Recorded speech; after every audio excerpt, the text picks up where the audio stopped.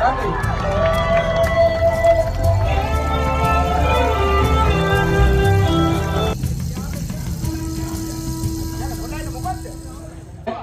බුදුබල සේන වේදිකාවේ නම් මහරගම මහරගමේ බුදුබල සේනාවල මේඩේ කරනව චම්පි කරනවද? චම්පි කරනවකයි චම්පි කරනවද?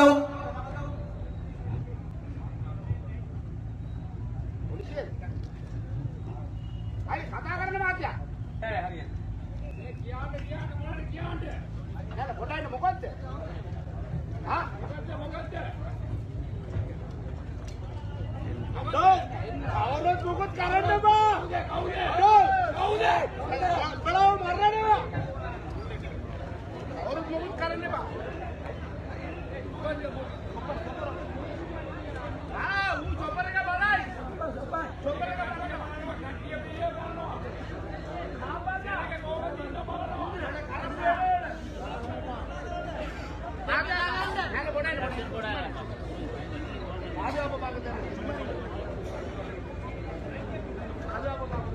மக்களை குழப்பமடைய வேண்டாம்.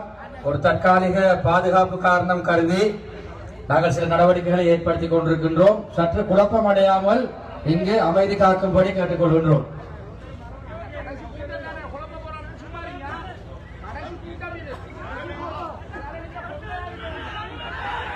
குழப்பமடைய வேண்டாம். சற்று அமைதி காக்கும்படி எமது பாதுகாப்பு நடவடிக்கைகளுக்கு ஒத்துழைப்பு வழங்குமாறு தாழ்மையுடன் கேட்டுக்கொள்கின்றோம். குழப்பமடையாமல் சற்று எங்களுக்கு ஒத்துழைப்பு வழங்குமாறு தாழ்மையுடன் கேட்டுக்கொள்கின்றோம்.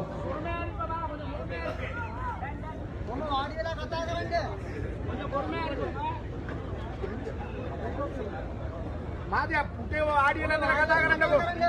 මාධ්‍ය පුටුව ආඩියල ඉඳලා කතා කරන්නකෝ.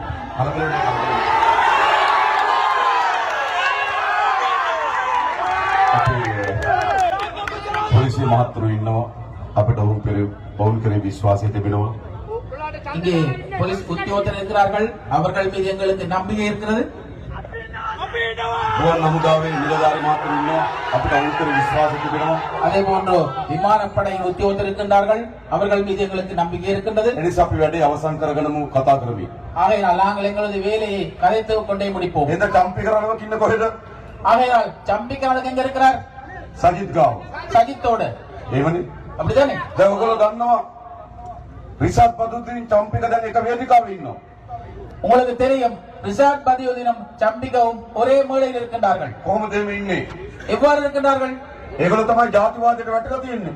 அவர்கள் தான் இனவாதத்திலே வீழ்ந்திருக்கின்றவர்கள். ඒගොල්ලෝ තමයි ජාතිවාදී ගොදුරු ඉන්නේ. அவர்கள் தான் இனவாத குடத்துக்குள்ளே ඒ இருப்பவர்கள். නිසා අපි මොකද කරන්න ඕන? அதுக்கு நாங்கள் என்ன செய்ய வேண்டும்? අපි ඔක්කොම එකතු වෙලා நாங்கள் அனைவரும் ஒன்று சேர்ந்து රටක් ගොඩනගන්න ඕනකම තිබෙනවා.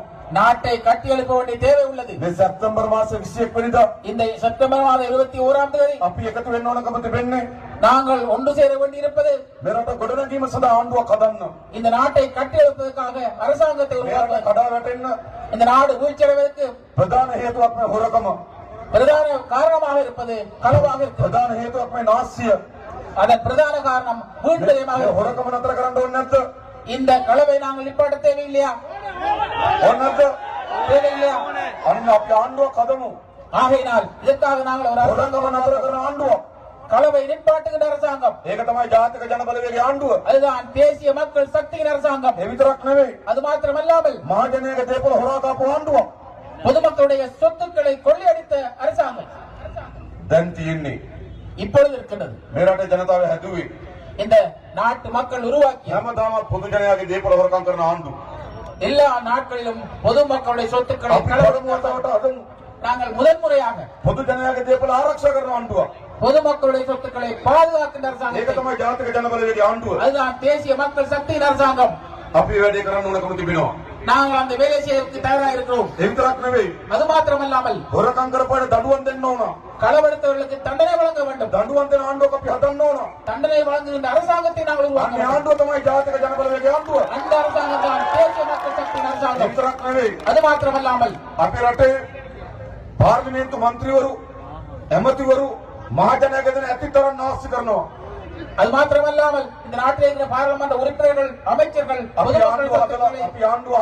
முடிந்த அளவு வீணாக்குகிறார்கள். කැබිනට් මණ්ඩලය ගන්න පළමු තීන්දුව මොනවද? நாங்கள் அரசாங்கத்தை உருவாக்குவோம். எங்களுடைய அமைச்சர்கள் முதலாவது முடிவு என்ன? මන්ත්‍රීවරු විශ්‍රාමයට පහෝසි කරනවා. பாராளுமன்ற உறுப்பினர்களை ஓய்வு இல்லாமல் ஆகும்.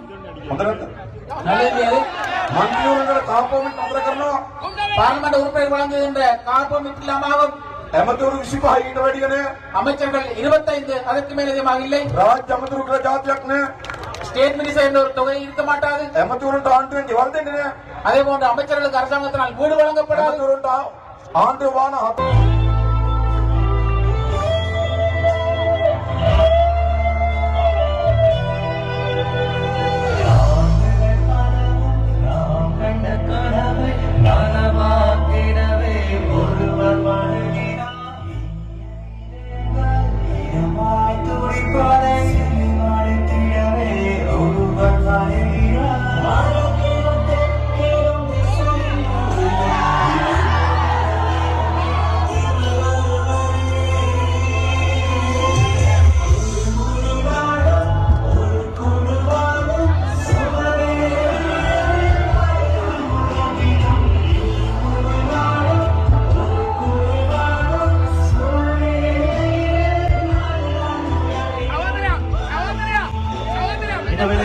சமாதுரை தொகுதியினுடைய தேசிய மக்கள் சக்தியை செயல்படுவதற்கு சகலரையும் அன்புடன் வேலைகளை